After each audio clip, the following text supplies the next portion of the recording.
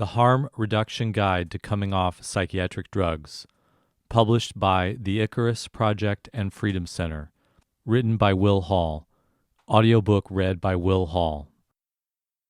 The print version of this guide, including translations, are available at www.willhall.net/comingoffmeds. This guide brings together the best information we've discovered and lessons we've learned at the Icarus Project and Freedom Center. It is not intended to persuade anyone to stop taking psychiatric medications, but instead aims to educate people about their options if they decide to explore going off. In a culture polarized between the pro-medication propaganda of pharmaceutical companies on the one hand and the anti-medication agenda of some activists on the other, we offer a harm reduction approach to help people make their own decisions. We also present ideas and information for people who decide to stay on or reduce their medications. Many people do find psychiatric drugs helpful and choose to continue taking them. Even with the risks, this may be a better option given someone's situation and circumstances. At the same time, psychiatric drugs carry great dangers and can sometimes do terrible harm, even becoming bigger problems than the conditions they were prescribed to treat. Too often, people who need help getting off psychiatric drugs are left without guidance, and medication decisions can feel like finding your way through a labyrinth. We need honest information that widens the discussion, and we hope this guide helps people trust themselves more and take better care of one another. Second edition, revised and expanded. This guide is available as a free file download at the Freedom Center, Icarus Project, and Will Hall websites in online and printer-ready versions. The guide is also available in multiple translations, including Spanish, German, Russian, Danish, Dutch, Japanese, and other languages. The guide and this audiobook are Creative Commons copyright. You are free to download, to share, to copy, to link, to post on your own websites and share in any way that you want to, as long as you do not alter the files, it is not for commercial gain, and you attribute their origin. Medical disclaimer. This guide is written in the spirit of mutual aid and peer support. It is not intended as medical or professional advice.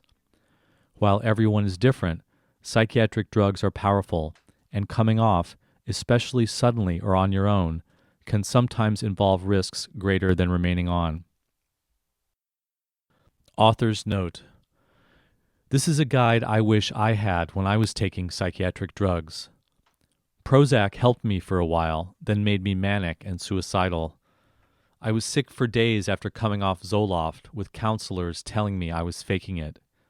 Nurses who drew blood samples for my lithium levels never explained it was to check for drug toxicity, and I was told the Navain and other antipsychotics I took to calm my wild mental states were necessary because of faulty brain chemistry. I used many different psychiatric drugs over several years, but the medical professionals who prescribed them never made me feel empowered or informed. They didn't explain how the drugs work, honestly discuss the risks involved, offer alternatives, or help me withdraw when I wanted to stop taking them. Information I needed was missing, incomplete, or inaccurate. When I finally began to learn ways to get better without medication, it wasn't because of the mental health system, it was despite it. Part of me didn't really want to be on psychiatric drugs, but another part of me desperately needed help. My suffering was very serious, multiple suicide attempts, hearing persecutory voices, extreme mistrust, bizarre experiences, hiding alone in my apartment, unable to take care of myself. Therapy hadn't worked, and no one offered me other options. I was under pressure to see my problems as biologically based and needing medication, instead of looking at medication as one option among many. For a time, medication seemed like my only way out. It took years to learn that the answers and my hope for getting better were really within myself. When I finally left the hospitals, residential facilities, and homeless shelters I lived in for nearly a year, I began to do my own investigating.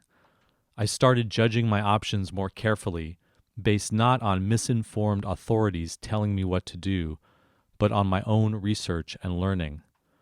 That process led me to co-found Freedom Center, a support community in Western Massachusetts that brings together people asking similar questions. Through the Freedom Center, I discovered that I was denied a basic medical right, informed consent, having accurate information about my diagnosis and medication. I learned that mistreatment like I went through is often business as usual in the mental health profession. I came across research ignored by the mainstream media, including studies by the UK charity Mind and the British Psychological Society, which confirmed my experience. Most professionals are uninformed about coming off drugs and even frequently stand in patients' way, sometimes ending up harming them. The Freedom Center led me to work with the Icarus Project, and together these communities of mutual support have helped many people make wiser decisions, whether it is to stay on medications when they are useful or explore the possibility of coming off when they are not. Many of us are living without psychiatric drugs that doctors told us we would need our whole lives, and despite a diagnosis of schizoaffective disorder schizophrenia, I have been medication-free for more than 15 years. This guide brings together the best information we've come across and the most important lessons we've learned at the Freedom Center and the Icarus Project. It's not perfect, and I invite you to contribute your experiences and research for future editions, but it's a guide that I hope can be helpful. Will Hall. Introduction. We live in a world that, when it comes to drugs, is quite crazy. On the one hand, there is the war on drugs, which keeps some drugs illegal, overflows our prisons, and hasn't ended drug use. Then there are the acceptable drugs like alcohol and tobacco, advertised everywhere with promises of happiness and success while causing widespread addiction, disease, and death. Legal prescription drugs such as stimulants, painkillers, and anti-anxiety pills are just as addictive and risky as street highs with the doctor's seal of approval. And then there are neuroleptics, lithium, and anticonvulsant drugs, which have very risky adverse effects but help manage and dampen consciousness when people feel out of control, so we call them antipsychotics and mood stabilizers. With drugs in the picture, lives are often at stake, whether from addiction, adverse drug effects, or the risks that go along with emotional crisis and madness. Combined with the confusing messages from society about drugs, the result is a lot of fear. Drugs become angels or demons. We need to stay on them at all costs or get off of them at all costs. We look only at the risks, or we're too frightened to look at the risks at all. There is no compromise. It's black and white, all or nothing. It's easy to fall into absolutist thinking when it comes to psychiatric drugs. Pro-drug advocates focus on the risks of psychosis and extreme emotional states, while anti-drug advocates focus on the risks of taking drugs. But it is the belief of this guide and the philosophy of our pro-treatment choice work at the Freedom Center and the Icarus Project that either-or thinking around drugs is a big part of the problem. Harm reduction for mental health. Absolutist approaches to drug and sex education teach abstinence, just say no, and one way for everyone. They work for some people, but not most, and if you don't follow the model, you can end up being judged, not helped. Harm reduction is different, pragmatic, not dogmatic. Harm reduction is an international movement in community health education that recognizes there is no single solution for each person, no universal standard of success or failure. Getting rid of the problem is not necessarily the only way. Instead, harm reduction accepts where people are at and educates them to make informed choices and calculated trade-offs that reduce risk and increase wellness. People need information, options, resources, and support so they can move towards healthier living at their own pace and on their own terms. Applying harm reduction philosophy to mental health is a new but growing approach. It means not always trying to eliminate symptoms or discontinue all medications. It recognizes that people are already taking psychiatric drugs, already trying to come off of them, and already living with symptoms, and that in this complicated reality, people need true help, not judgment. It encourages balancing the different risks involved, the harms from extreme states, as well as the harm from treatments such as adverse drug effects, disempowering labels, and traumatic hospitalization. Making harm reduction decisions means looking honestly at all sides of the equation: how drugs might help a life that feels out of control, how risky those same drugs might be, and the role of options and alternatives. Any decisions become a process of experimentation and learning, including learning from your own mistakes and changing your goals along the way. Harm reduction accepts all of this, believing that the essence of any healthy life is the capacity to be empowered. Everyone's experience is different. There is no formula for coming off psychiatric drugs. What there is, and what this guide presents, is some common experience, basic research, and important information that can potentially make the process less difficult. Many people successfully come off psychiatric drugs with or without guidance, while others find it very hard. Many continue on psychiatric drugs because the benefits are greater than the drawbacks.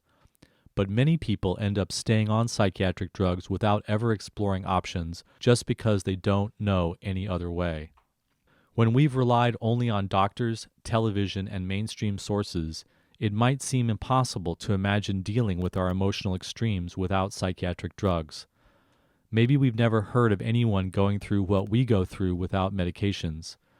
Maybe a prescription was the beginning of people taking our need for help seriously, and medications feel like the only way to recognize that our problems are severe and out of control. And when everyone around us has come to view medication as essential to our survival, considering a new path can feel too risky to even try. Many of us get help from psychiatric drugs, but might not understand how they really work or what the other options are. Some of us never found medications useful, or medications even made our problems worse, and we are ready to try living without them. Sometimes people are torn between the risks of staying on and the risks of going off, or we take multiple drugs and suspect we don't need all of them. Others may want to go off, but it's not the right time, or may have tried in the past, experienced a return of frightening symptoms, and decided to go back on for now. Our paths to healing are unique. Some of us don't need to make any life changes, letting time and patience make change for us. Others may need to make big shifts in nutrition, work, family life, or relationships. We may need to focus more on self-care, expression, art, and creativity, adopt other approaches like peer support, therapy, herbalism, acupuncture, or homeopathy, or find new life interests like going to school or connecting with nature. We may discover that the first step is getting restful sleep. We may need structure to help get us motivated, or to stop taking any recreational drugs or alcohol. Our priorities might be to find a home or a new job. We may need to establish stronger support networks of trusted friends, or it may be important to speak up with greater honesty and vulnerability about what we are going through. This process might feel mysterious and arbitrary, and an attitude of acceptance and patience is vital. Learning means trial and error. Because each of us is unique, it's as if we are navigating through a labyrinth, getting lost and finding our way again, making our own map as we go. Looking critically at mental disorders and psychiatry. Doctors put people on psychiatric medications for experiences labeled mental disorders: extreme emotional distress, overwhelming suffering, wild mood swings, unusual beliefs, disruptive behaviors, and mysterious states of madness.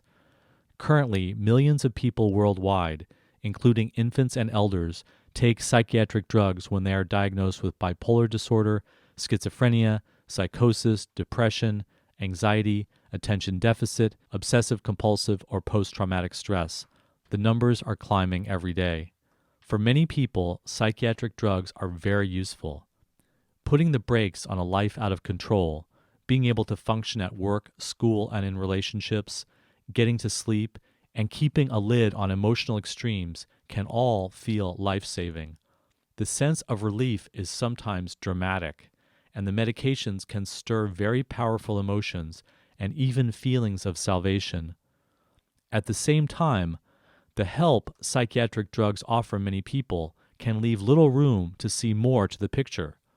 Others experience these drugs as negative, harmful, and even life-threatening. As a result, it is rare in society to find a clear understanding of how and why these drugs work, or an honest discussion of risks, alternatives, and how to come off them if people want to. Many doctors and TV ads tell people that psychiatric medication is necessary for a biological illness, just like insulin for diabetes. They promote the idea that the drugs correct chemical imbalances and treat brain abnormalities. The truth is different, however. Biology and chemical imbalances have become simplistic sound bites to persuade people to put their faith in doctors and quick fixes. These words are in fact much more complicated and unclear. Biological factors, such as nutrition, rest, and food allergies, affect everything we experience. Biological cause or basis plants the belief that medication is the key to solving our problems. To say something has a biological cause, basis, or underpinning can give a message that the solution must always be a medical one, and that treatment has to include psychiatric drugs. Once people have a diagnosis and start taking medication, it is easy to think of the medications as physically necessary for survival. Not only is there no solid science behind viewing mental disorders as simple malfunctions of biology corrected by drugs, but many people with even the most severe diagnosis of schizophrenia or bipolar go on to recover completely without medication. The experiences that get labeled mental disorders are not incurable or always lifelong. They are more mysterious and unpredictable. For some people, psychiatric drugs are helpful tools that change consciousness in useful ways, but they are not medically necessary treatments for illness. Once you acknowledge this, more options become thinkable, and the potential risks of psychiatric drugs come under greater scrutiny because they are very serious, including chronic illness, mental impairment, dependency, worse psychiatric symptoms, and even risk of early death. Psychiatric medications have become a multi-billion-dollar industry like big oil and military spending, and companies have incentive and means to cover up facts about their products. If you look more closely into the research and examine closely the claims of the mental health system, you will discover a very different picture than what pill companies and many doctors lead us to believe. Companies actively suppress accurate assessments of drug risks, mislead patients about how controversial mental disorder theories are, promote a false understanding of how psychiatric drugs really work, keep research into alternative approaches unfunded and unpublicized, and obscure the role of trauma and oppression in mental suffering. For much of the mental health system, it's one size fits all, regardless of the human cost. Scandals are growing, and the fraud and corruption surrounding some psychiatric drugs are reaching tobacco industry proportions. In this complicated cultural environment, people are looking for accurate information about possible risks and benefits so they can make their own decisions. Too often, people who need help reducing and getting off these drugs are left without support or guidance. Sometimes they are even treated as if the desire to go off the drugs is itself a sign of mental illness and a need for more drugs. In discussing risks and dangers, it is important to understand that all life involves risk. Each of us makes decisions every day to take acceptable risks, such as driving a car, working in a stressful job, or drinking alcohol. It may not be possible to predict exactly how the risks will affect us, or to avoid the risks entirely, but it's important to know as much as we can about what the risks are. Looking at the risks of drug treatment also means looking at the risks of emotional distress or psychosis itself and making the best decision for you. Maybe psychiatric drugs are the best option given your circumstances and situation, or maybe you want to try to reduce or come off. This guide is not intended to persuade you one way or the other, but to help educate you about your options if you decide to explore going off psychiatric drugs. Because of pro-drug bias, there has been very little research on psychiatric drug withdrawal. We base this guide on the best available information, including excellent sources from the UK, and worked with a group of health professional advisors, including psychiatric doctors, nurses, and alternative practitioners, all of whom have clinical experience helping people come off drugs. We also draw on the collective wisdom of an international network of peer counselors, allies, colleagues, activists, and healers who are connected with the Freedom Center and the Icarus Project, as well as websites such as Beyond Meds. We encourage you to use this guide not as the definitive resource, but as a reference point to start your own research and learning. And we hope that you will share what you have learned with others and contribute to future editions. How difficult is coming off psychiatric drugs? In working with hundreds of people over many years, we have found there is no way to predict how the coming off process will go. There is really no way to know in advance who can and who cannot do well without psychiatric drugs, who can do well with fewer drugs or lower doses, and how hard it will be. We've seen people withdraw successfully after more than 20 years, people who decide to continue to take them after being on for just a year or less, and people who struggle with long-term withdrawal.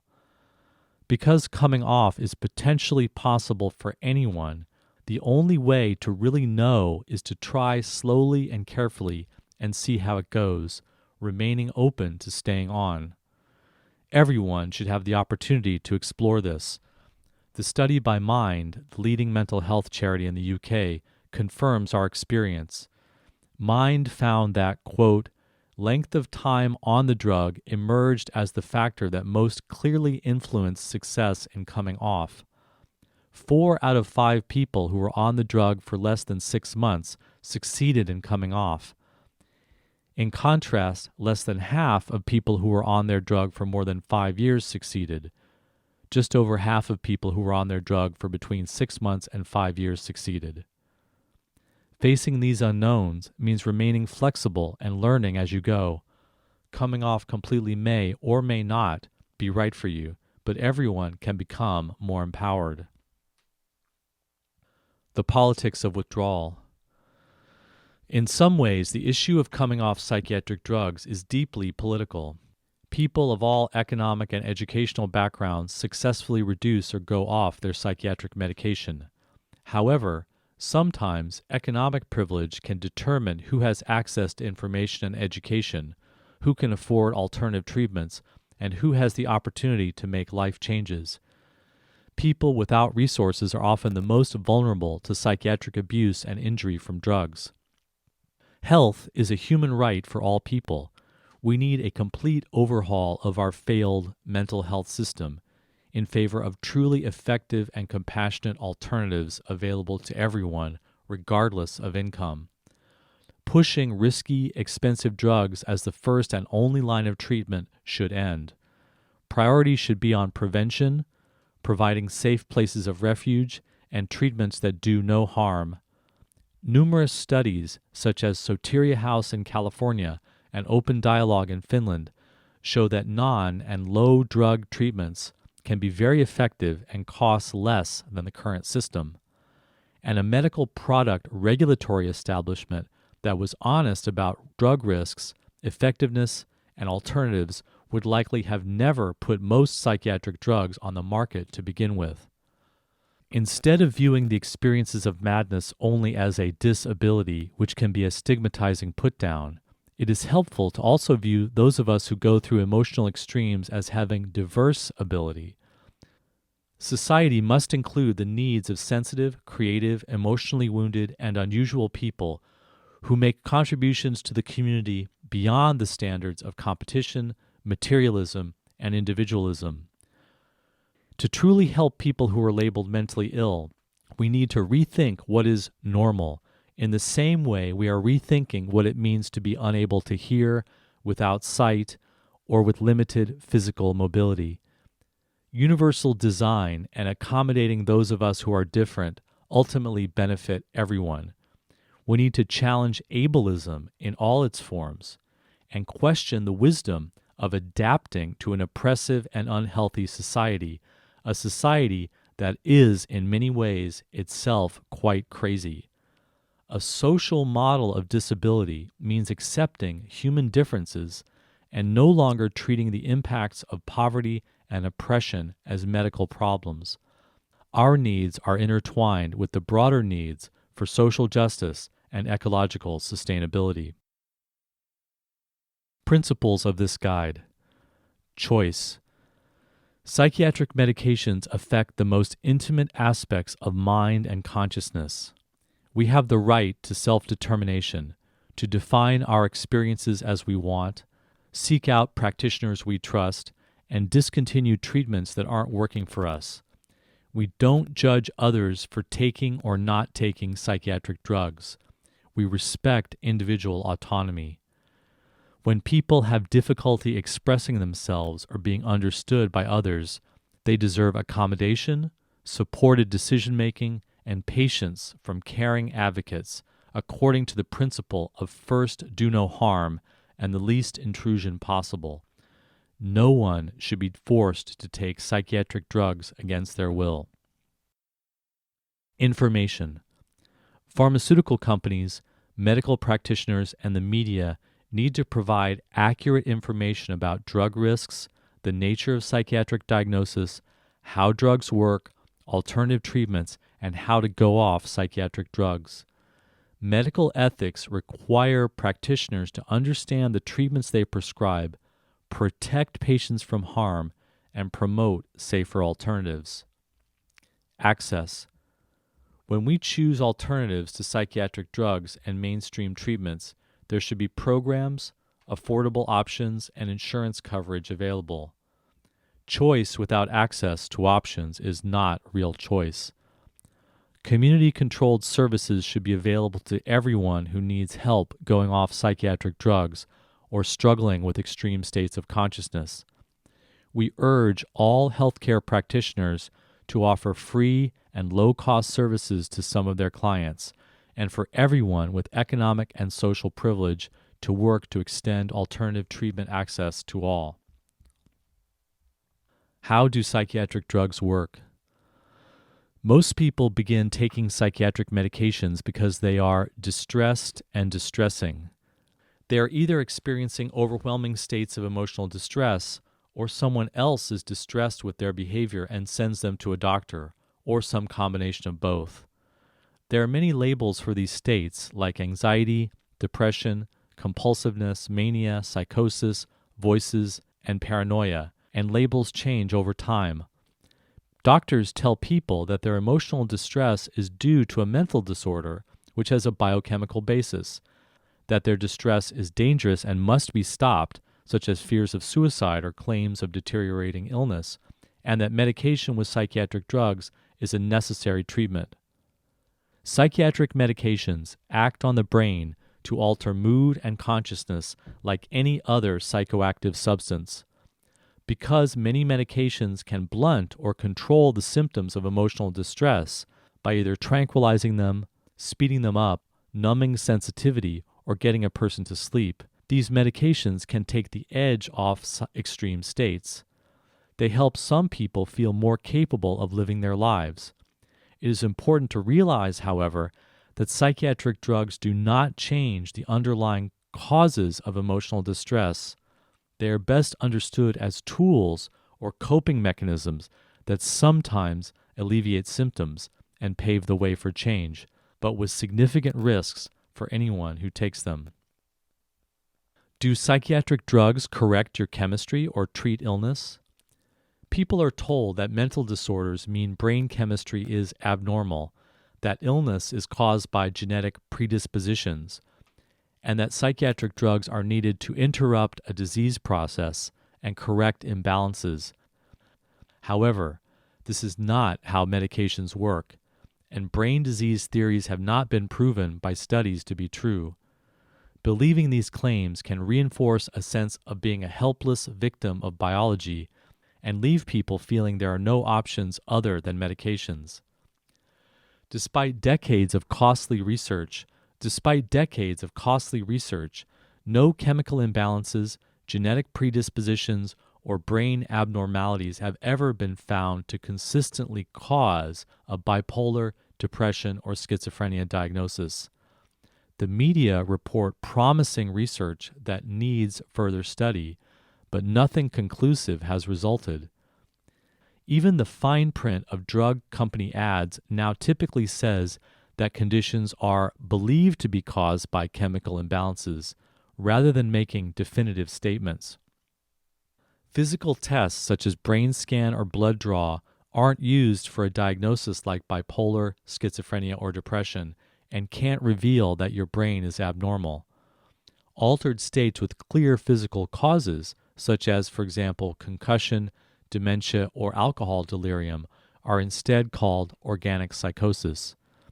A baseline has never even been established for what constitutes a psychologically normal brain for all people. 3 people with the same diagnosis might have very different brain chemistry, and someone with similar brain chemistry might have no diagnosis at all. While many people do face physical problems like vitamin deficiency that a doctor or holistic practitioner can address, this might help emotional problems, or it might not. Medicine has not discovered the biology of mental illness the same way as tuberculosis, Down syndrome, or diabetes. Emotional distress and madness remain open to interpretation. What about genetics? Mental diagnoses can seem to run in families, but so do child abuse and poverty. Because of shared environment, expectations, and intergenerational trauma, family history can mean many things other than inescapable heredity. Studies claim that twins tend to have a slightly higher chance of the same diagnosis, but this research is often flawed and results exaggerated. Parents know that children have different temperaments even at birth, but prenatal experience has an influence. Individual traits like sensitivity and creativity only become madness after very complicated social factors such as trauma and depression have played a role. Even sequencing the human genome has not revealed any keys to mental illness, and the idea of genetic predisposition remains speculative and unproven. In fact, the more neuroscience discovers about genes, behavior, and the brain, the more complicated the picture becomes. Epigenetics shows that instead of a genetic blueprint, the environment interacts to turn genes on and off. Using genetic science to oversimplify the diversity of human behavior is a throwback to the discredited concepts of social Darwinism and eugenics. It portrays some people as destined to be inferior, defective, and less than fully human. Every feeling and thought exists somehow in the brain as an expression of biology, but society, mind, and learning intervene to make any causal relationship impossible to establish. Stress, for example, is associated with brain chemistry, but one person can thrive under stressful circumstances that are debilitating to another. The new science of neuroplasticity shows the brain is constantly growing and that learning can itself change the brain. For example, psychotherapy can reorganize brain structure, and researchers found the brain regions associated with memorizing maps were enlarged in London cab drivers. If learning can affect the brain in such a profound way, then we are not as limited by biology as was once believed. Philosophers and scientists have debated for centuries over the hard problems of how consciousness arises from the brain and body. Is what gets called mental illness a social and spiritual question more than a medical one? Is being called disordered a political and cultural judgment? Psychiatry can make no credible claim to have solved the mystery of the mind-body relationship behind madness.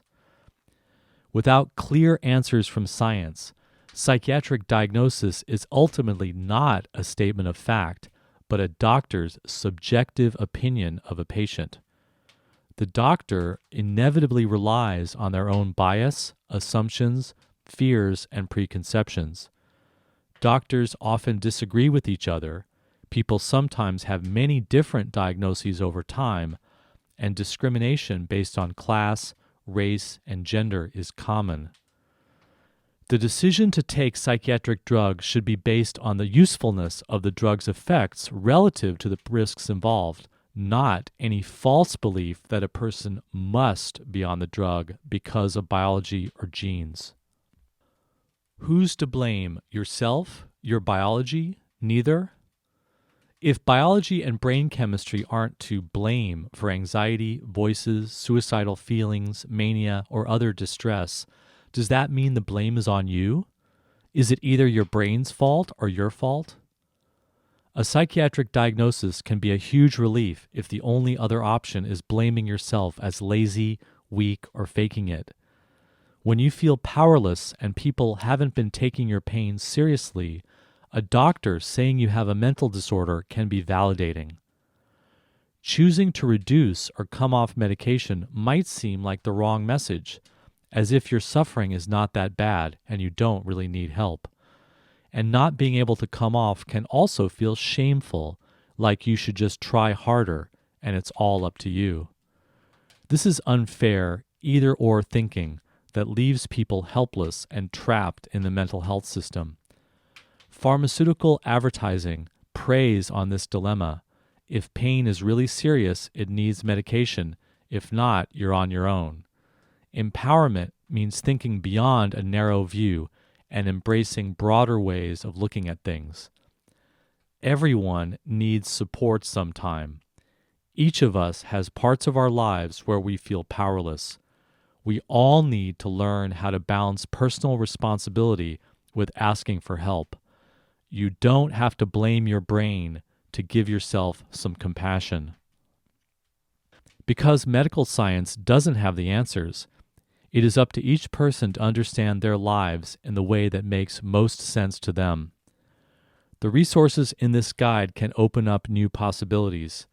For example, the British Psychological Society suggests some people might have greater stress vulnerability than others. The Hearing Voices movement encourages us to accept and learn from unusual experiences rather than just see them as meaningless symptoms to get rid of. Many views of madness and altered states are possible, such as trauma abuse, spiritual awakening, sensitivity, environmental illness, family dynamics, holistic health problems, cultural differences, or the impact of oppression. Some societies even accept as normal the same experiences that other societies call abnormal, such as hearing voices. And if people ask, it's your decision what to say or not say, such as, I'm a trauma survivor, or I go through extreme states, or I'm different than most people and I'm still figuring it out, or saying nothing at all. Connecting with others who share your experiences, such as peer support groups or the internet, can be crucial as you explore who you are. Your suffering is real, whether you decide to take medications or not. Feeling powerless and needing help doesn't mean you are a broken person or that you're a passive victim of biology. Explanations like trauma, sensitivity, or spirituality are as valid as any. You still deserve help, even if you don't believe your brain is abnormal, and even if you think outside the language of psychiatric illness and mental disorders. How do psychiatric drugs affect the brain? Like any mind-altering substance, psychiatric drugs are psychoactive and alter mind and behavior by affecting brain chemistry. Their usefulness and risks come from changing the brain-body and altering consciousness, including expectation and placebo.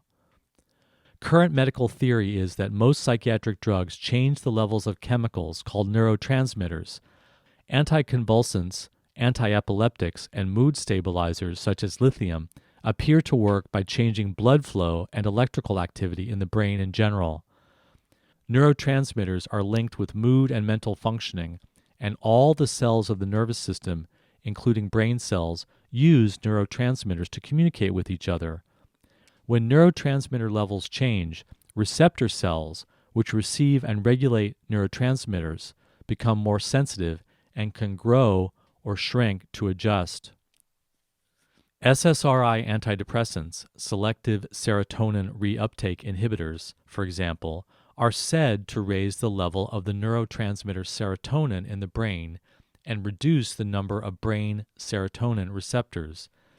Antipsychotic medications like Haldol lower the level of dopamine and increase the number of dopamine receptors in the brain. This action on neurotransmitters and receptors is the same for any psychoactive drug.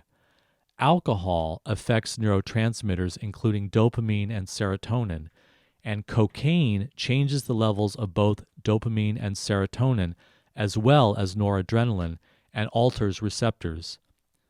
While these changes in your body take place, your consciousness works to interpret and respond in your own way. Alcohol might relax you or might make you nervous. Antidepressants energize some people or make others less sensitive. Because of the placebo effect and expectation, everyone is different. Your experience of medication may not be the same as other people and will ultimately be uniquely your own. Trust yourself. Why do people find psychiatric drugs helpful? Unlike their risks, the benefits of psychiatric drugs are widely promoted. The helpful aspects of the drugs, however, tend to be mixed in with the misleading claims. The information below is an attempt to cut through the confusion and describe the basic ways that many people find psychiatric drugs helpful. Sleep deprivation is one of the single biggest causes of and contributors to emotional crisis. Short-term medication use can help you get to sleep. Medication can interrupt and put the brakes on a difficult, extreme state of consciousness, tranquilizing an acute time of crisis that feels out of control. Many people feel medications protect them from emotional crisis so severe it threatens their stability and even their lives. Some report that symptoms feel more manageable on medications and keep them more grounded in ordinary reality. Ongoing use can sometimes prevent or ease episodes of mania or depression. Interrupting crisis and getting some sleep can reduce stress and settle you down, which can reduce life chaos and help you take better care of yourself with food, relationships, and other basic issues. This can be much less stressful than constant crisis and might lay a groundwork for greater stability and changes that might have been more difficult otherwise. Medications can sometimes help you show up for and function at work, school, and life, which is especially useful if you cannot take a break or change your circumstances. Work may require you to get up in the morning, concentrate, and avoid mood swings, and relationships may need you to avoid emotional sensitivity. Continuing on some medications can itself prevent medication withdrawal effects. All drugs have a powerful placebo effect. Just believing they work, even unconsciously, can make them work. Recovery from very serious illnesses is possible from taking a placebo sugar pill or undergoing a placebo surgery believed to be real. In clinical trials, many psychiatric drugs have little proven effectiveness beyond placebo because of this powerful mental effect. The mind plays a central role in any healing, and there is no way to determine whether effectiveness for an individual comes from placebo or drug chemistry. Compliance also contributes to the placebo effect. Sometimes people feel better believing a clear official explanation of their suffering, and when they follow and get support from a doctor, family member, or other authority figure. Drugs tend to actually work better the stronger and closer the relationship is with the prescriber. Advertising, especially direct-to-consumer television advertising, allowed in the US and New Zealand, is extremely powerful and influences people's experience to fit their hopes and expectation. Newer drugs of any kind, not just psychiatric drugs, often work better just because of the expectation involved. Facts you may not know about psychiatric drugs. Despite the medical principle of informed consent, doctors leave out important information about the drugs they prescribe. The following is an attempt to include less known facts and provide a more balanced picture.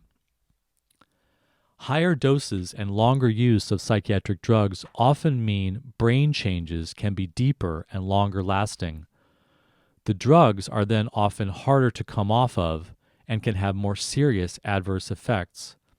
However, the human brain is much more resilient than was once believed and can heal and repair itself in remarkable ways. Neuroleptic or major tranquilizer drugs are claimed to be antipsychotic, but in fact do not target psychosis or any specific symptom of mental disorder. They are tranquilizers that diminish brain functioning in general for anyone who takes them. They are even used in veterinary science to calm down animals. Many people on these drugs report that their psychotic symptoms continue, but the emotional reaction to them is lessened. The earliest drugs, such as thorazine and lithium, came onto the market before theories of chemical imbalance were even suggested, not as a result of those theories. Doctors were looking for magic bullets comparable to antibiotics and saw the sedating effects of chemicals on laboratory animals. Newer antipsychotic drugs, called atypicals, target a broader range of neurotransmitters, but they work in basically the same ways as older drugs. Manufacturers marketed these drugs, which are more expensive than older ones, as better and more effective, with fewer side effects, and they were hailed as miracles. But this has been exposed as untrue, with some companies covering up the extent of adverse effects like diabetes and metabolic syndrome, leading to multi-billion-dollar lawsuits. People are often told that adverse drug effects are due to an allergic reaction or drug sensitivity. This is misleading. Psychiatric drug effects do not function the way food or pollen allergies do. Calling drug effects allergic reactions or telling people you're sensitive treats the problem like it is in the person taking the drug, not the drug's adverse effect itself, which could affect anyone. Benzodiazepine addiction, Valium, Xanax, Ativan, and Klonopin, is a huge public health problem. Withdrawal can be very difficult.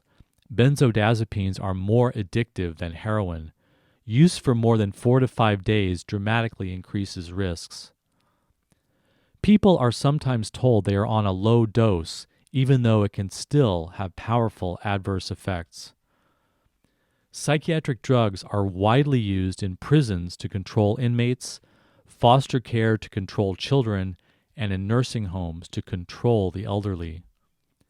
Sleep medication like Ambien and Halcion can be addictive, worsen sleep over time, and cause dangerous blackouts and altered states of consciousness. Because they work like recreational drugs, some psychiatric medications are even sold on the street to get high.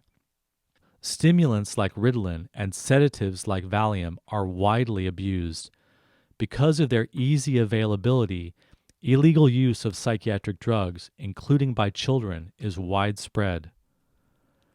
The war on drugs obscures the similarities between legal psychiatric drugs and illegal recreational drugs.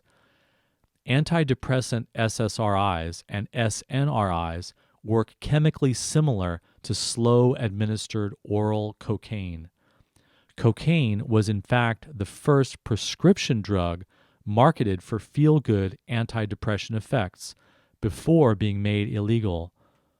Coca, the basis of cocaine, was even once an ingredient in Coca-Cola.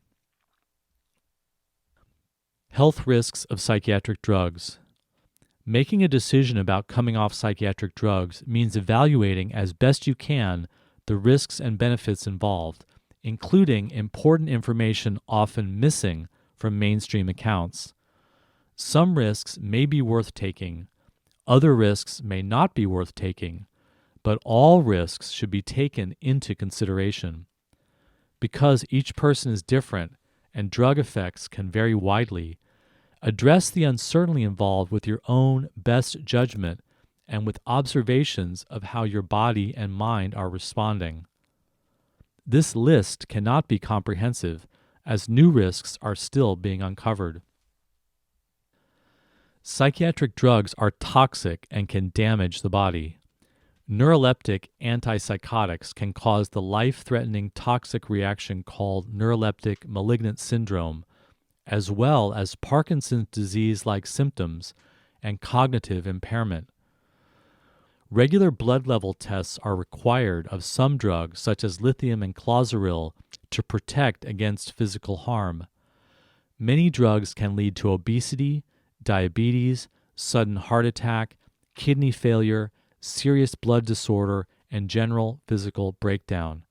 Other toxic effects are numerous and include interfering with the menstrual cycle, threats during pregnancy and breastfeeding, and life-threatening serotonin syndrome from antidepressants alone or mixed with other drugs. Psychiatric drugs can injure the brain. The rate of tardive dyskinesia, a serious neurological disease that can disfigure a person with facial tics and twitching, is very high for long-term patients on neuroleptic antipsychotic drugs, and even short-term use carries some risk. Antipsychotics have been shown to cause brain shrinkage. Antidepressants can also cause memory problems and increase susceptibility to depression. Other effects can include brain injury and cognitive impairment. Pharmaceutical company effectiveness and safety studies, as well as FDA regulation, are extensively corrupted and fraud is widespread. There are few long-term studies or studies of how drugs combine together. The real extent of psychiatric drug dangers may never be accurately known.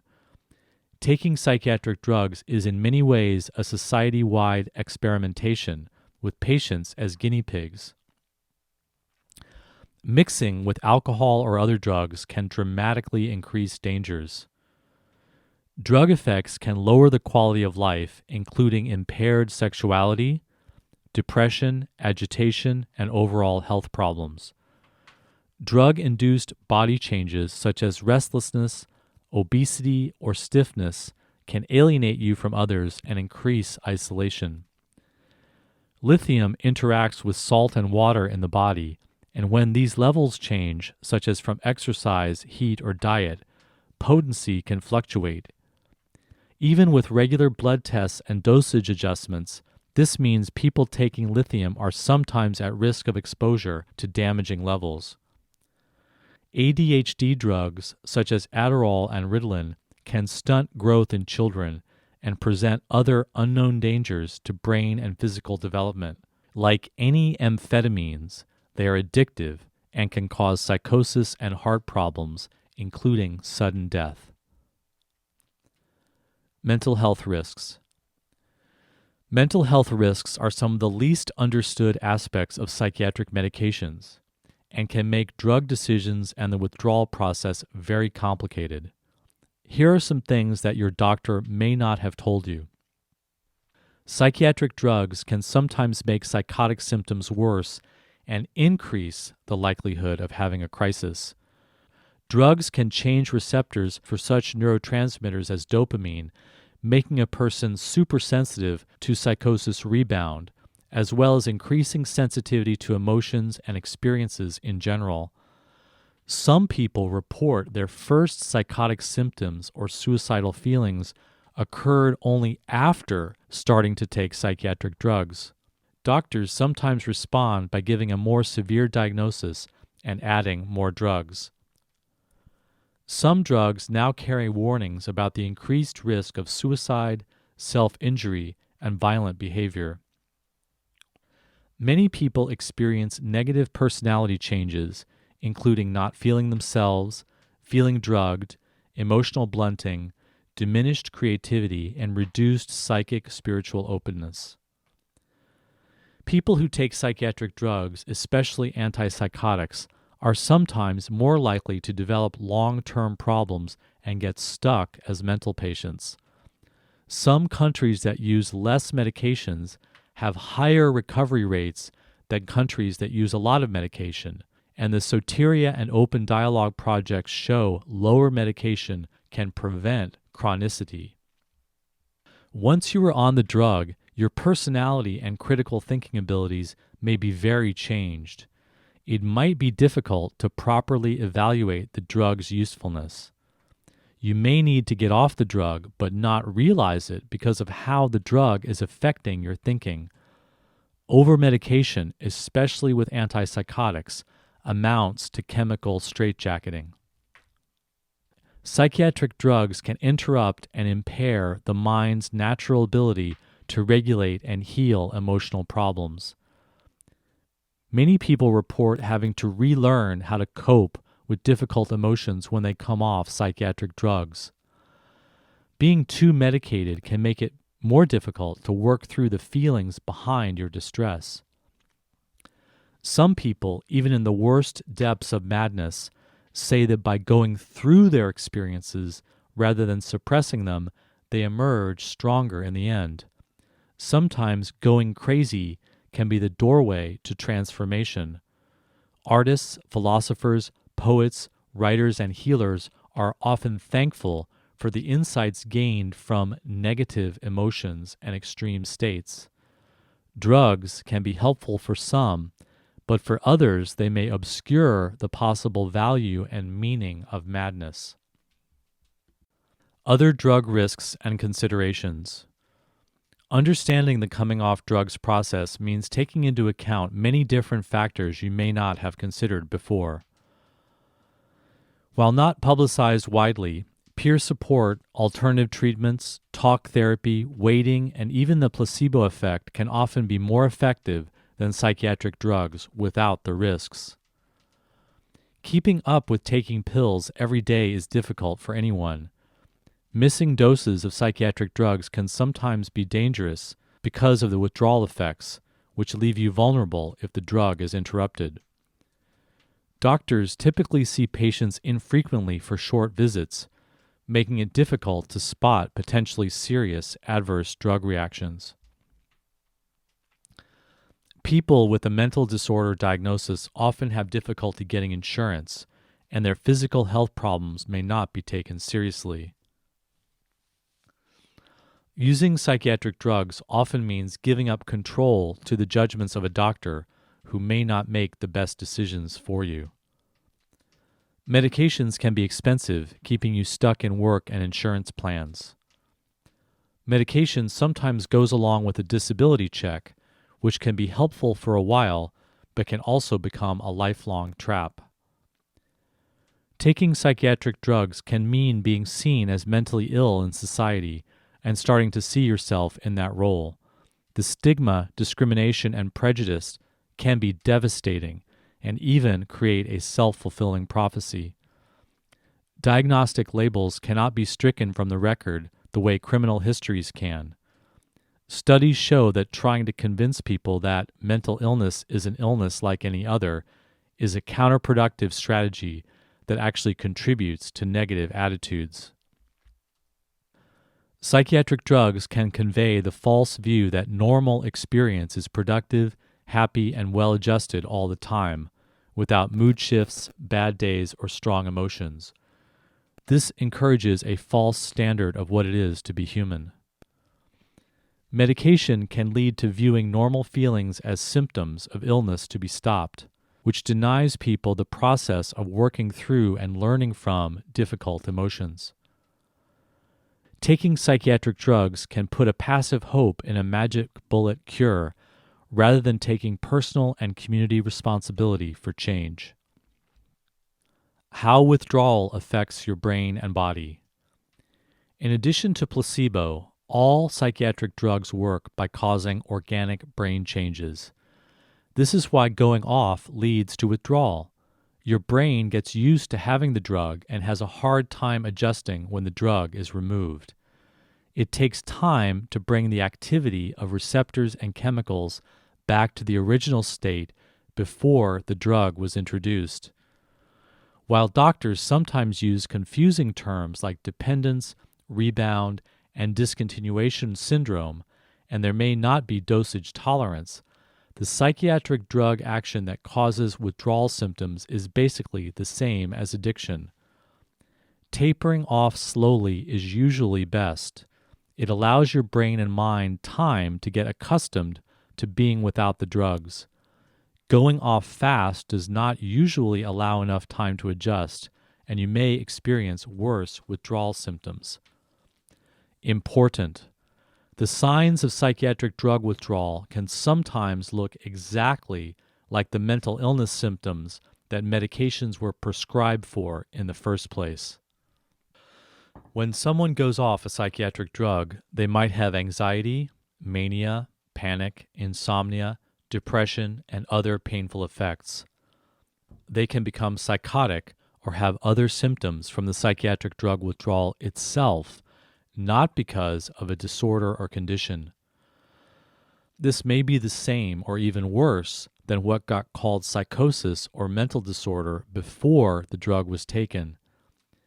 Typically, people are then told this shows their illness has come back and that they therefore need the drug. However, it may be the withdrawal effect from the drug that is causing these symptoms. These withdrawal symptoms do not necessarily prove you need a psychiatric drug any more than headaches after you stop drinking coffee prove you need caffeine, or delirium after stopping alcohol shows you need to drink alcohol.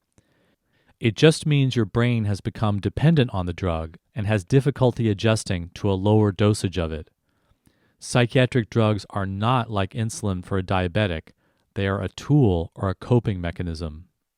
However, when you have been on psych drugs for years, it can sometimes take years to reduce or go off them, or you may have long-term physical or psychological dependency. Sometimes people on these drugs develop ongoing withdrawal symptoms, chemical brain injury, and damage. This may not be permanent, or sometimes people live the rest of their lives with these brain changes. Scientists used to believe that the brain couldn't grow new cells or heal itself, but today this is known to be untrue. Everyone can heal. New research into neurogenesis and neuroplasticity means the brain is always growing and changing. Friendships and love, along with good lifestyle, nutrition, and positive outlook, will help nurture your brain and body to recover. You may find that the goal of going off completely is not right for you at this time. You may feel better staying on your medication and decide instead to just reduce or continue at the same dosage and focus on new ways to improve your life. Follow your own needs without judgment or blame. Get support for your decisions in the face of any feelings of shame or powerlessness. Why do people want to stop using psychiatric drugs? People are often told that no matter what the side effects, psychiatric drugs are always better than suffering from untreated mental disorders. Some doctors claim mental disorders have a kindling effect, that early medication is best, or that madness is toxic and medications are neuroprotective. These theories remain unproven, though ongoing crisis and a life out of control can certainly be cumulative stresses. Doctors spread fears unfairly. While medications are key in helping many people, others have found ways to recover without psychiatric drugs. Many people report their lives are better without them. Everyone is different, but sometimes people do deal with psychotic states successfully without medication. Diverse, non-Western cultures often respond to and understand these experiences differently, even seeing them as positive and spiritual. It remains a personal decision how to relate to madness. It's not an either-or choice between taking psychiatric drugs or doing nothing. There are many alternatives you can try. In fact, some problems that are called symptoms of mental disorders might turn out to be caused by the drugs people are taking. Staying on psychiatric drugs and harm reduction. You may decide that, given the degree of crisis you are facing and the obstacles to workable alternatives, you want to continue psychiatric medication. Don't feel judged for making the best decision you can. You have the right to do what works for you, and other people don't know what it's like to live your life. It may still be a good idea to take a harm reduction approach. Make changes to improve the quality of your life and to minimize the risks associated with the medications you are taking. Don't leave it all to the drug. Take an active interest in your overall health, alternative treatments, and wellness tools. Finding new sources of self-care can ease adverse effects and may eventually reduce your need for medication. Get regular health care and stay in communication about your medications. Get support from trusted friends and family. Make sure you have the prescriptions and refills you need, because missing doses can add stress to your body and brain. If you do miss a dose, don't double up. Watch out for drug interactions. Learn the risks of combining with other medications, and beware mixing with recreational drugs or alcohol. Grapefruit, St. John's wort, some herbs, and other supplements can have adverse reactions. Research your medications. Don't rely just on your doctor for guidance. Learn for yourself and connect with others who have taken the same medications as you. Discover what you can from a variety of sources about your medications. Use nutrition, herbs, and supplements to reduce adverse effects. Consider exploring lowering drug dosage, even if you don't intend to go off completely. Remember that even small dosage reduction can cause withdrawal effects. If you are starting a medication for the first time, some people report that an extremely small dose, much lower than recommended, can sometimes be effective with fewer risks. Try to reduce the number of different drugs you take to just the essentials, understanding which ones carry the greatest risks. Stick to temporary use if you can. Test regularly to monitor drug reactions and have baselines done for new medications. Tests may include thyroid, electrolytes, glucose, lithium level, bone density, blood pressure, liver, ECG, kidney, cognition, prolactin, and screening for other adverse effects. Use the best, most sensitive tests available to reveal problems early. Antipsychotics remain in the body, and some research suggests drug holidays of a day or two off can ease toxicity. Remember that everyone is different. Explore the emotional relationship with your medications. Draw a picture, create a role play, give the medications a voice and message, and have a dialogue. Do you know the energy or state the drug gives you? Can you find other ways to achieve this energy state?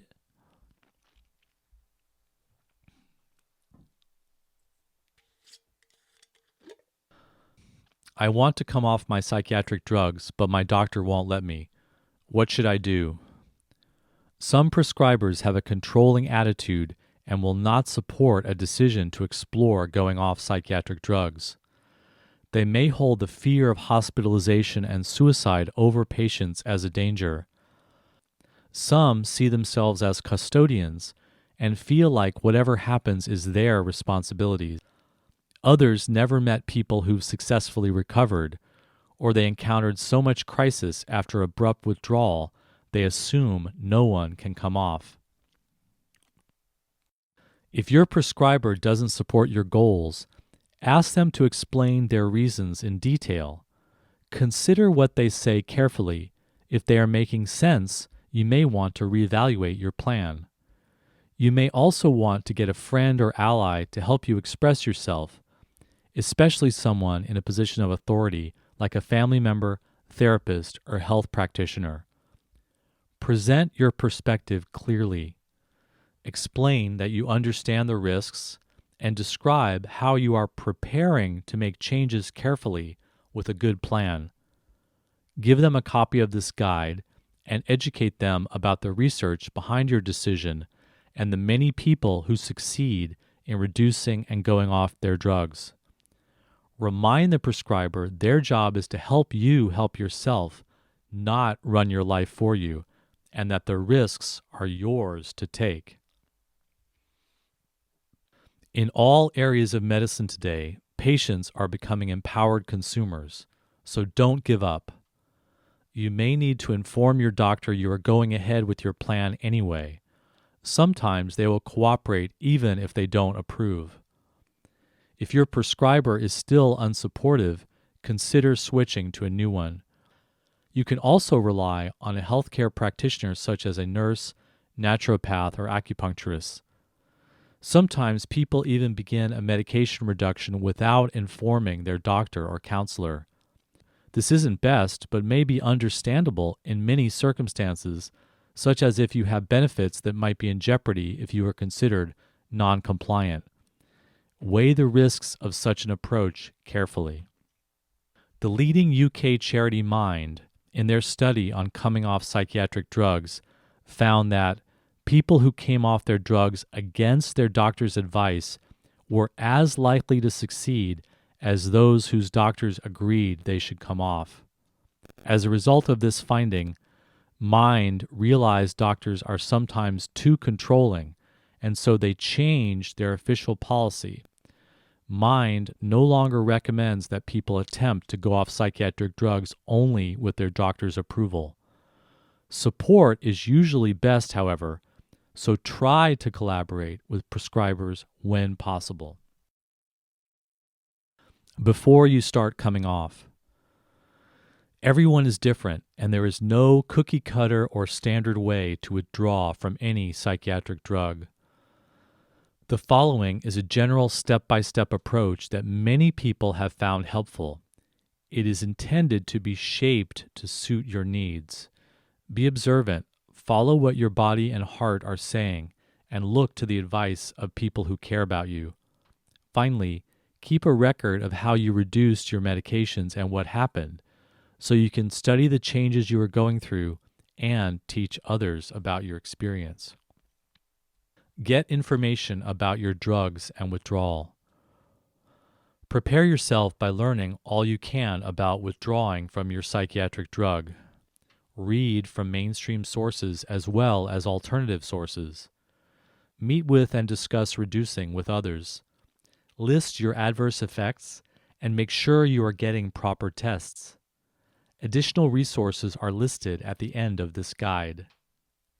Consider your timing. When is a good time to start coming off? When is a bad time? If you want to reduce medication, timing is very important. It is usually better to wait until you have what you need in place first, instead of starting to come off unprepared, though sometimes the drug themselves make this difficult. Remember, coming off might be a long-term process, so you may want to prepare just like you were making any major life change. Reducing and coming off drugs will likely not be a solution in itself, but the beginning of new learning and challenges. Do you have stability in your housing, relationships, and schedule? Would it be better to focus on these first? Have you been putting off big problems or issues that need attention? Are there worrisome things you should prioritize? Settling other matters might help you feel more in control. Did you just come out of a hospital, or were you recently in a crisis? Is this a bad time to begin withdrawal, or is the drug part of the problem? Do you have hard anniversaries this time of year? Are you sensitive to the weather or darkness? Anticipate months where you might have the most difficulty. Do you notice worsening of drug effects, or have you been on the drugs for a long time and feel stuck? Have you been feeling more stable and capable of facing difficult emotions? These might be good times to prepare to reduce and come off. Make a list of the stressors that led to crisis in the past. How many are present today? Do you anticipate any in the future? Give yourself time to address these before starting a reduction.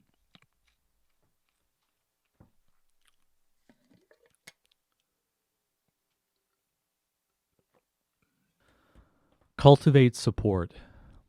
Get help if you can. Develop a collaborative relationship with a prescriber if possible. Discuss with friends and family, and get support developing your plan. Explain that strong emotions might come up for you. Make sure they know that withdrawal might be rough, but that withdrawal symptoms do not necessarily mean relapse or that you need to go back on the drug. Make a list of people to call and stay with if things get difficult. Lacking support is not necessarily an obstacle to coming off drugs. Some people have done it on their own, but in general, a supportive community is a crucial part of everyone's wellness. List your triggers and warning signs. How do you know you might be heading towards crisis, and what will you do? Sleep, isolation, strong emotions, or altered states might show you need extra care and wellness support. Create a MAD map or advanced directive which tells people what to do if you have trouble communicating or taking care of yourself. Include instructions on what to say to you, who to contact, and how to help, as well as treatment and medication preferences. Hospitals and professionals look to your advanced directive for guidance, and eventually they may be legally enforceable, like a living will. Remember, the hospital is just a step in a larger learning process, not a sign of failure. Get a comprehensive health evaluation by a practitioner who can thoroughly assess your well-being and offer restorative and preventive ways to improve your health. Many people with psychiatric diagnoses have unaddressed physical health problems. Chronic medical dental issues, toxic exposure, pain, hormone imbalance, and adrenal fatigue can all undermine your health and make it harder to reduce or go off your medications. Thyroidism, heavy metal toxicity, carbon monoxide poisoning, anemia, lupus, celiac disease, allergies, glycemia, Addison's and Cushing's diseases, TBI, seizure disorders, and other conditions all can mimic mental illness. Take the time to work on your physical health first, including searching for affordable options. Consider seeing a holistic practitioner. Many have sliding scale or barter arrangements. Pay extra attention to your health while withdrawing. This is a stressful detoxification process. Strengthen your immune system with plenty of rest, fresh water, healthy food, exercise, sunlight, visits to nature, and connections with your community. Get wellness practices in place before you begin. Explore your attitude. Believe that you can improve your life. With the right attitude, you will be able to make positive changes, whether it is coming off, reducing your medications, or increasing your well-being. Many people, even if they've been on high doses of psychiatric drugs for decades, have gotten off, and others have reduced drugs or improved their lives in other ways. Affirm that you can take greater control of your health and life. Make sure people around you believe in your capacity to make change. Remember that just lowering your dosage can be a big step and might be enough. So be flexible. The important thing is believing you can improve your life and take charge of your medication choices. Prepare to feel strong emotions. When you go off psychiatric drugs, you may have to learn new ways to work with feelings and experiences. You may become more sensitive and vulnerable for a time. Be patient with yourself and do the best you can with support. Remember that life constantly presents us with challenges. Strong emotions are not necessarily signs of crisis or symptoms in need of more medication. It is okay to have negative feelings or altered states of consciousness sometimes. They may be part of the richness and depth of who you are. Talk with others about what you are going through. Try to stay connected with sensations in your body and gradually build up your skills. Tell people close to you what to say and do that helps. Plan alternative coping strategies. It's not always possible, but if you can, create alternatives before you start reducing. You have been relying on the drug to cope, and you may need new coping mechanisms. There are many alternatives, such as peer support groups, nutrition, holistic health, exercise, therapy, spirituality, and being in nature. Everyone is different, so it will take some time to discover the personal medicine that works for you. You may want to gain some confidence in your new tools before undertaking drug withdrawal. Make sure your helpers know about your alternatives and can remind you to use them. If you can, give yourself enough time to put alternatives in place first. Working with fear. Many people who have come off psychiatric drugs report that fear is the greatest obstacle to beginning the process. You may worry about going into the hospital again, losing a job, conflicting with friends and family, stirring powerful altered states of consciousness, facing difficult withdrawal, triggering suicidal feelings, or losing a tool you use to cope with underlying emotions and problems. And since there may be real risks, some fear makes sense. Beginning a medication reduction is like embarking on a trip or journey. The unknown can be an exciting possibility or an intimidating threat. It is important to acknowledge that you may be a very different person now than when you first started taking psychiatric drugs. You may have grown, developed new skills, and gained new understanding. You are handling things differently than when you were first put on medication. Past stressors may no longer be present, and life circumstances may have changed. And whatever difficulties you do have aren't necessarily symptoms of a disorder or signs you need medication. It may be helpful to list your fears and get a friend to help you examine what is real and what might be exaggerated, as well as anything you may not have thought about. Can you be realistic about your fears and honest about the different possibilities? What kind of preparations can you make? What resources, tools, and supports do you have? Can you find room for hope and transformation? The future doesn't necessarily have to be the same as the past. Don't let a label of disorder or a dire prediction from a doctor convince you that change is impossible. Change is possible. Intermittent use, taking drugs from time to time. Some drugs take time to build up effect in the body, but others, especially to help with sleep and episodes of distress, work right away. It might be wise to occasionally use them to get rest, prevent crisis, or protect you when you start going into overwhelming emotional extremes. Be flexible but cautious in considering the middle ground between daily use and intermittent as-needed use. Many people who go off drugs do take them again after some time, for example, briefly using an antipsychotic or a benzodiazepine when they feel the need. There is, however, little research on the possible risks of going off and then back on lithium, antidepressants, or anticonvulsant medications. What are the alternatives to using psychiatric drugs? Friendships with people who believe in your capacity for empowerment can be crucial. Ideally, these should be people who have seen you on your bad days, who you can be honest with, are there for you when you're in trouble, and are prepared for the difficulties that can come from withdrawal. At the same time, they should be friends who know the limits of what they can offer and how to say no to protect themselves from burnout.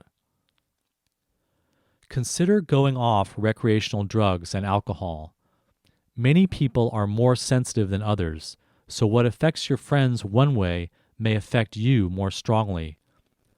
Abstaining from drugs and alcohol can improve your mental health, and even milder drugs like caffeine can undermine health, stability, and sleep for some people. Sugar, including sweet juices, and chocolate can also affect mood, and some people even have reactions to blood sugar levels or caffeine that get mistaken for psychosis. Be cautious about marijuana.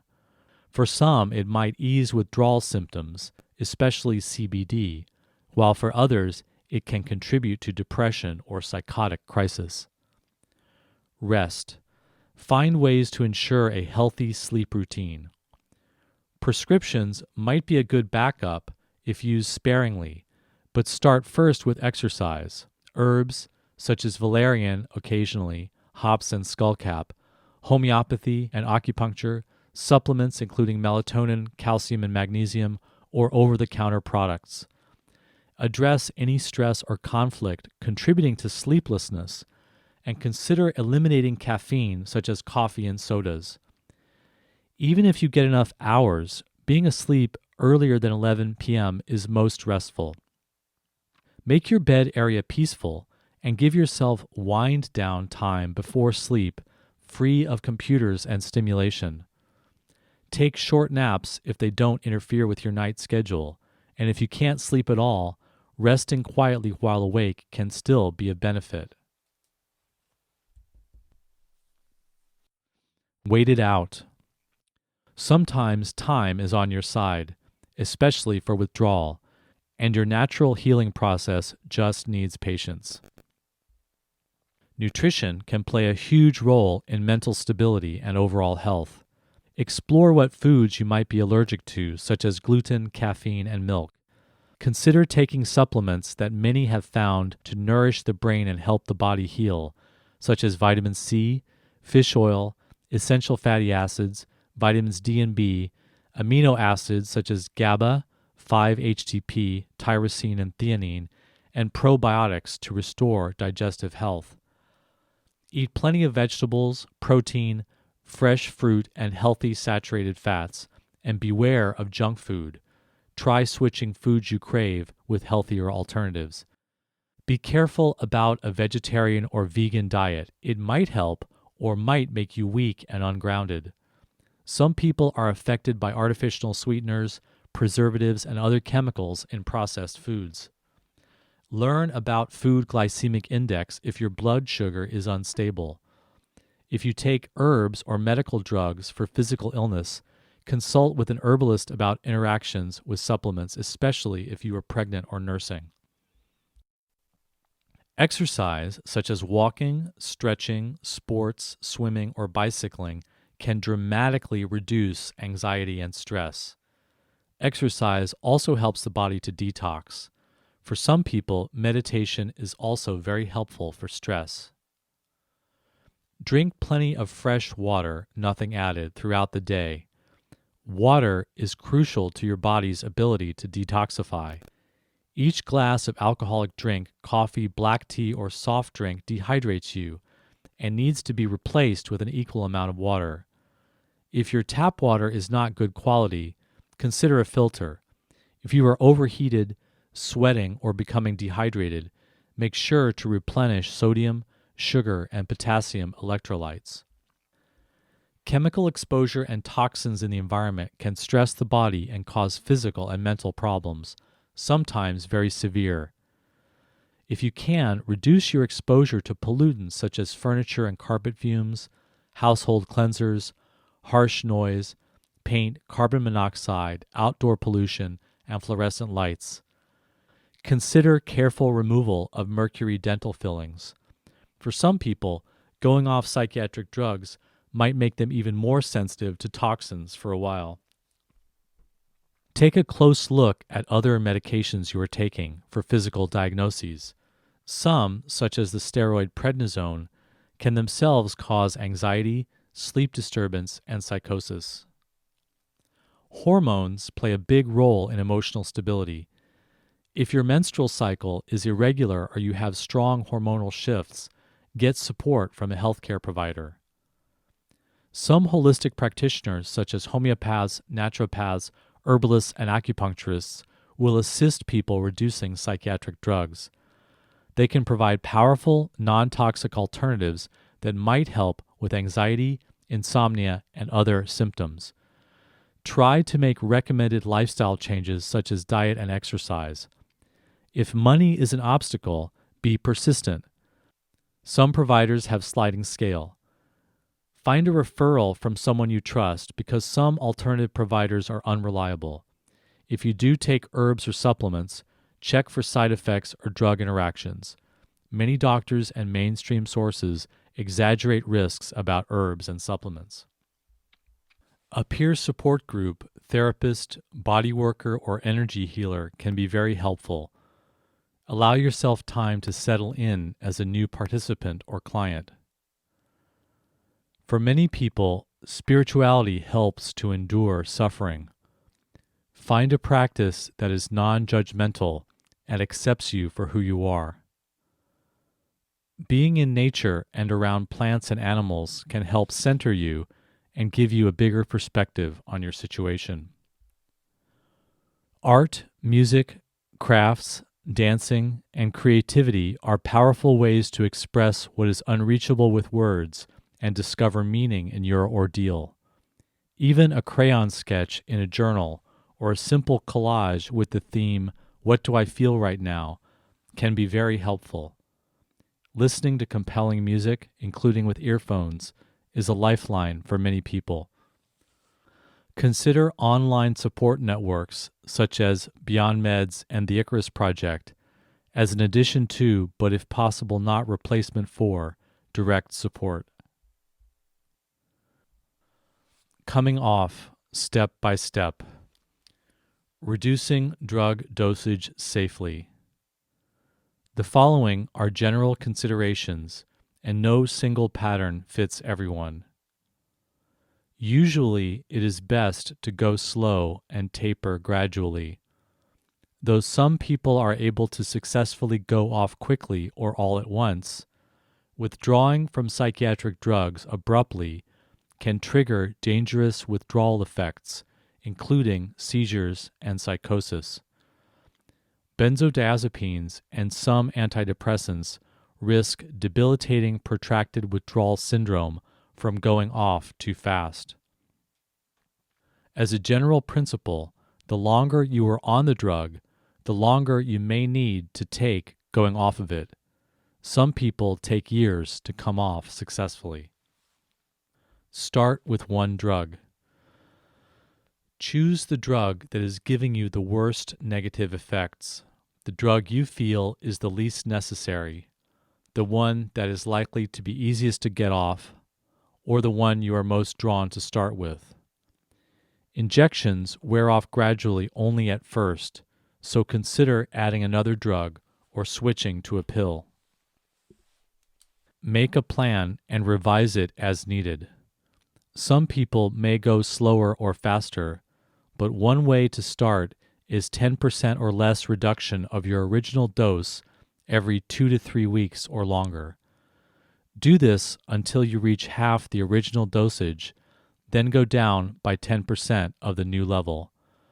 Make a chart showing dosages by date. Get pills of different size, a pill cutter, some pills shouldn't be cut, or a measuring cup for liquid. For example, if you started with 400 milligrams daily, you could first reduce the dose by 10%, 40 milligrams, to 360 milligrams. After 2 weeks or more, if the feelings are tolerable, the next 40 milligram reduction would take you down to 320 milligrams, and so on.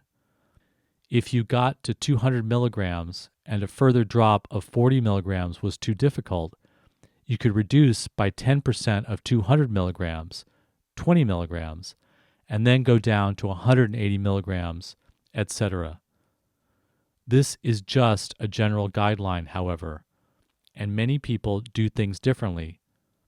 Consider starting with a test dose and revising as needed.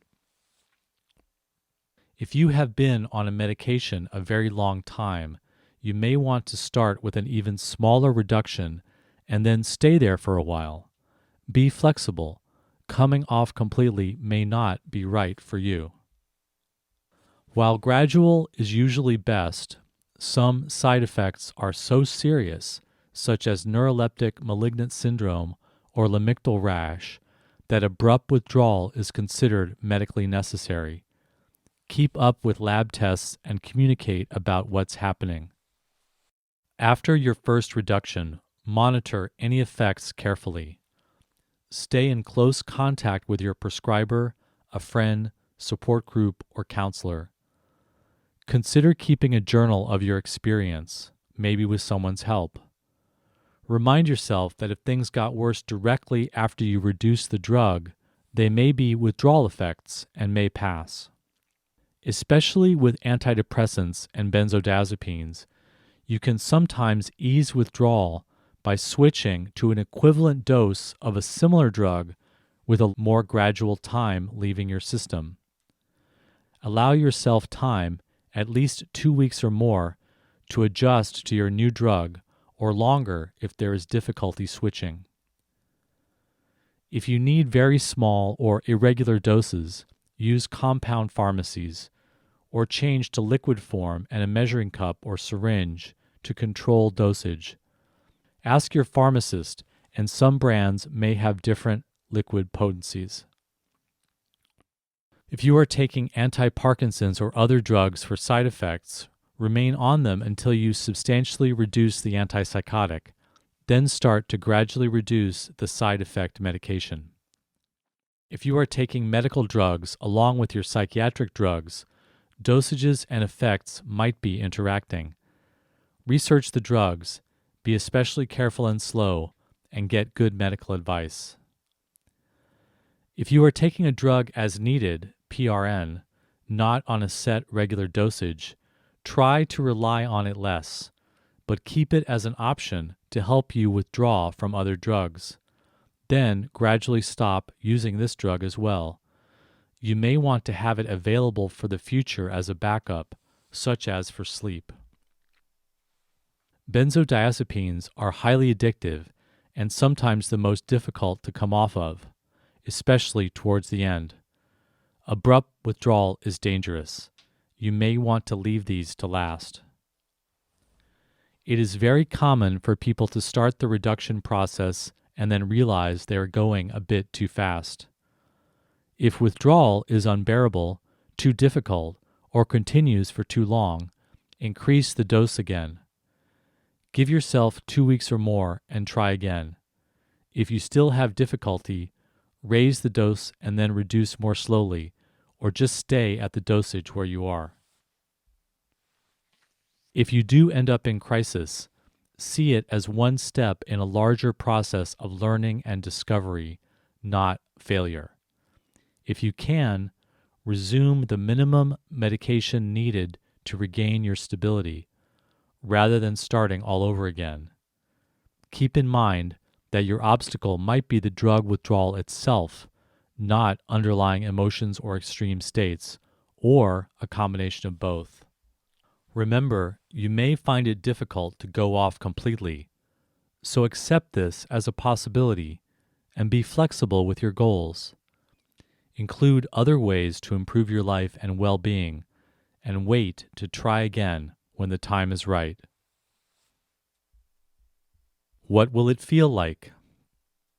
Everyone is different, and it is important to keep your mind open to what you will experience.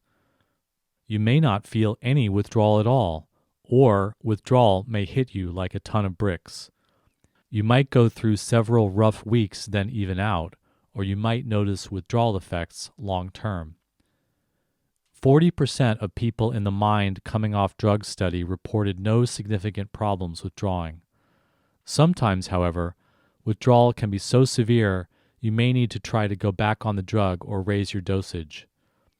It appears that the longer you have been on them, the more likely you will have significant withdrawal. General health, good support, coping tools, and a positive, loving attitude can make you more able to tolerate withdrawal effects. The chemical changes in your brain can still be dramatic, and everyone is vulnerable. Support your body's natural healing ability, and remember that time is on your side in any detoxification process. It's key to prepare for possible problems, including how to deal with crisis. Don't just expect the worst, though. Be open to what is happening. The most common withdrawal effects are anxiety and trouble sleeping. Other effects cover a wide range and include, but are not limited to, feeling generally ill, panic attacks, racing thoughts, obsessions, headaches, flu-like symptoms, depression, dizziness, fatigue, tremors, difficulty breathing, memory problems, extreme emotions, involuntary movements, muscle spasms and twitching, and nausea. Withdrawal can also trigger psychosis, personality changes, crisis, delusions, agitation, and other psychiatric symptoms. Symptoms associated with antidepressants can include severe agitation, electrical jolts, suicidality, self-harm such as cutting, and aggression. Often people report the worst withdrawal effects at the end of the coming off process when they have reduced their dosage to nearly zero. Be creative and flexible. Withdrawal from lithium and anti-seizure mood stabilizer drugs does not appear to act on neurotransmitters, but on electrical and blood flow to the brain, which can lead to withdrawal effects similar to other drugs. Lithium can create much greater susceptibility to mania during withdrawal, and sudden withdrawal from anticonvulsant or anti-seizure medications can trigger seizures. Be especially cautious with reducing these drugs. All of these effects may subside in a few days, weeks, or more, so it is important to be as patient as you can. Detoxing and emotional adjustment can last months or even a year or more as you learn to deal with feelings and experiences that have been suppressed by the drugs and as your brain and body recover. For many people, the most difficult part is after you are off the drugs and struggling with your emotions and experiences, including long-term detoxification and healing. Neuroleptic malignant syndrome is a very serious condition which can develop as an adverse effect and sometimes during withdrawal. It can be life-threatening and involves changes in consciousness, abnormal movements, and fever. If you have been on neuroleptic antipsychotics and have any of these symptoms, it is important to discontinue the drug and seek medical treatment. Tardive psychosis is a condition of extreme agitation, vomiting, muscle twitching, and psychotic symptoms that persist when you withdraw from neuroleptic antipsychotics. These symptoms usually diminish when the dose is increased again. Once you feel better, start again with a more gradual reduction. Identifying withdrawal, returning emotions, and new challenges. Not all painful symptoms when coming off medications are part of withdrawal.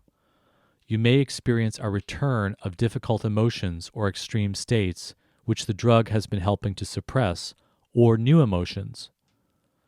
Withdrawal symptoms tend to begin right after a dosage reduction and may ease over time as your brain adjusts. You may need to just wait it out. Returning or new emotions could take longer to resolve and may need to be worked through with active engagement and understanding. There is no definitive way to distinguish between them, especially with the role of the placebo effect and expectation.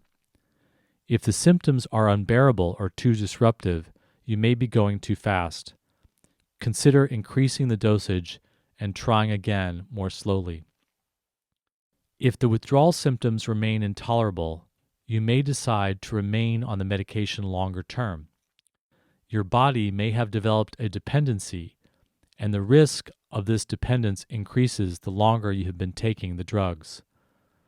Long-term dependency tends to be more likely with Paxil, the benzodiazepines, and neuroleptic antipsychotics.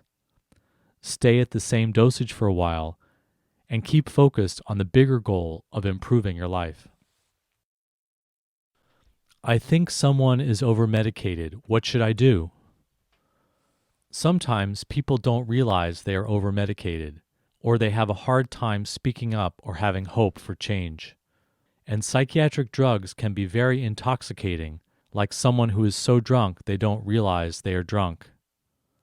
If you notice tremors, excessive sleeping, body stiffness, blunted emotions, agitation, severe weight gain, slowness, cognitive impairment, or other possible signs of over-medication, don't just assume the doctor is taking care of it. Be an active bystander. Affirm your respect for the person's decisions, but raise the issue gently. Don't judge or jump to conclusions. Just stick to what you notice and ask the person if they notice it too. Ask whether they told their prescriber and what the response was. Start a dialogue about the risks and benefits of their medication choices. And if the person is especially withdrawn or passive, consider approaching friends, family, or any professionals who work with them. Don't let your own bias and fears get in the way. You don't know what it is like to be them, but do become involved and make sure what you observe is communicated clearly. It can take people time to make real changes, but choice shouldn't become an excuse for neglect. Help the person get support to speak up and remind them they have options. Looking to the future. Suffering can put diagnosis and medications at the center of our identity. While attention to mental health may be life-saving for a time, we reach a point where we need to rejoin the larger community and focus more on our gifts, talents, and positive contributions. As you improve your relationship to your medications, ask yourself, how did crisis interrupt my life, and what do I want to regain? What are my future plans? Where do my dreams lead me? What can I offer others? The lessons you learned are very valuable, so consider sharing your experience. You may want to write or video your story and close one life chapter to begin a new one. Whether it's coming off completely, reducing your medications to a better level, or just gaining a greater sense of control, celebrate your new empowerment. Being human isn't about living without hardship or scars. It's about following and expressing your deepest truth. Even if you have a diagnosis, take medications, or have lived through crisis, you are still a full and equal human being. Your suffering made you who you are today, and it might have even made you wiser. Afterward, special considerations. Drugs in liquid form, half-life, and compound pharmacies. Switching to the liquid form of a drug gives you greater control over reducing the dosage slowly. Ask your pharmacist, as some brands may have different potencies. You can also go to a compound pharmacy found on the internet that will mix your drug into doses of your specifications.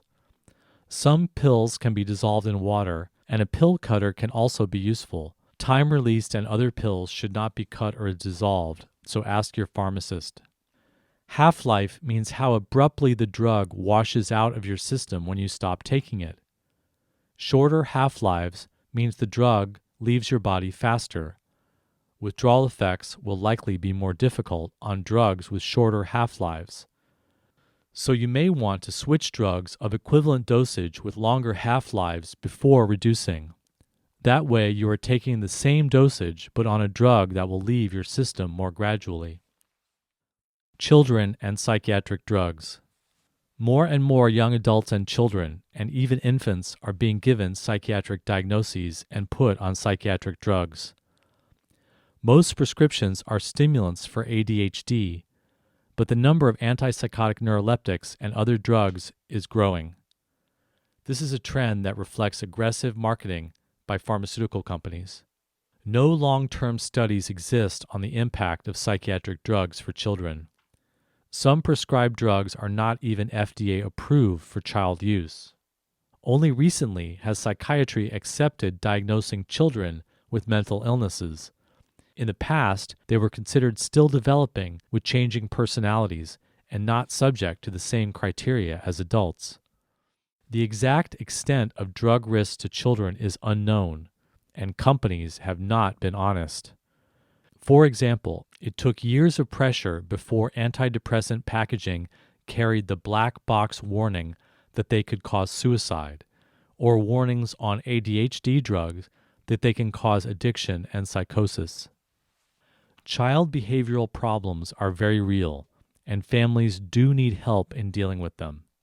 However, trying to solve these problems with drugs raises serious issues. Unlike adults, children do not have the legal right to refuse drugs. The brains and bodies of children are still forming and exceptionally vulnerable.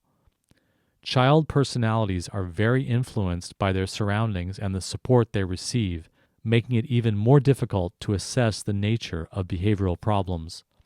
Some families are under growing pressure to compete and perform at school, including getting the additional help that medication and a special needs status can provide. Labeling can bring lifelong stigma and create an expectation that a child cannot change. Confusing matters more is that sometimes children with behavioral problems get attention, punishment, or different treatment when they do the very behaviors that are a problem, which can end up inadvertently reinforcing the behavior. Children also sometimes become the identified patient of a family system that itself needs help to change. Child problems can reflect family problems. Because of their youth, the relatively short time they are usually on the drugs, their physical resilience, and the way their lives are supervised, children are often very suited for reducing and going off psychiatric drugs. Creating alternatives often means trial and error, addressing the needs of parents, working on family conflicts, and changing the circumstances the children are living in. While many pressures on families are economic and circumstantial, parenting skills classes and family therapy have proven effective and helpful, as are many other alternatives including diet, exercise, sleep, homeopathy, and being in nature. Lawsuits. If you have taken a psychiatric drug and experienced any negative effects, including difficulty withdrawing, you may be eligible to file suit against the drug manufacturer if they acted improperly. This is especially true about newer drugs. Over the years, thousands of people on psychiatric drugs have received settlements totaling billions of dollars. Contact a reputable lawyer for information. Future drugs. Pharmaceutical companies plan to introduce a wide range of new drugs in the future. Many of these drugs will be marketed as improvements over past drugs. The industry's record should make us skeptical about these innovations. Repeatedly, drugs are brought to the market as new and improved. Then, serious problems and toxic effects are revealed, corruption is exposed, and lawsuits are filed. Then the next cycle begins with new and improved drugs introduced once again. The atypical antipsychotics are a clear example. Medications lose their profitability when their patents expire after a few years. It is in companies' interest to pit new, expensive drugs against older, cheaper ones available generically, even when they have to deceive the public to do so. Marketing new drugs amounts to social experimentation. There is huge potential for dangerous negative effects and abuse. Like past drugs, miraculous claims are likely to give way to scandal. Choice and do no harm. Medication prescribers have a responsibility to work collaboratively with clients and respect their choices about treatments. At the same time, prescribers are bound by the principle of do no harm. This means that when there are signs of over-medication, adverse effects that aren't justified by usefulness, or if a client wants to take medications that are dangerous or only contribute to addiction, the prescriber cannot just go along. They should inform patients about why they disagree on grounds of medical ethics and work to find viable alternatives. Otherwise, respect for choice can become an excuse for neglecting clients' real needs. Insight and forced drugging. The mental health system sometimes forces people to take psychiatric drugs against their will, with the justification that they lack insight and risk harming themselves, harming others, or can't take care of themselves. In practice, the definition of words like insight and risk of harm to self or others is very blurry and subjective. It can depend on the doctor you get, the facility you are in, or even what your parents think is best, rather than any objective standard. Being in conflict or acting in ways others don't know how to control can lead to forced drugging, and force is often a convenience for overworked staff untrained how to help in other ways. Sometimes people are forced onto drugs just for yelling or for cutting, which is usually not a suicide attempt. Biological theories that say people need their medication are used to support forced drugging, and in many court settings, lacking insight amounts to disagreeing when a psychiatrist thinks you are sick and should be medicated. The legacy of psychiatric treatment is violent and abusive. Today, thanks to patients' rights activism and the psychiatric survivor movement, laws often do recognize the harm that can be done by forced drugging, and there are protections that mandate the least intrusive and least harmful treatments be used. These protections, however, are rarely fully followed, and few alternatives receive funding. Forcing people into treatment and to take drugs often traumatizes them and makes things worse, creating fear and avoidance of help. It undermines a healing relationship and violates the human right to integrity of mind and sense of self. Drugging and locking someone up because of risk is a double standard that can deny someone's freedom just because professionals are afraid something they can't predict. While some people do feel helped by an involuntary hospitalization or forced drugging, the rights infringement and dangers of trauma are too great, especially when other voluntary approaches can be tried but aren't. We need alternatives to the either force or nothing trap. Sometimes people seem to lack insight or be unable to acknowledge their problems, but this is one person's opinion about someone and not grounds to label others with a medical disorder and take away their basic rights.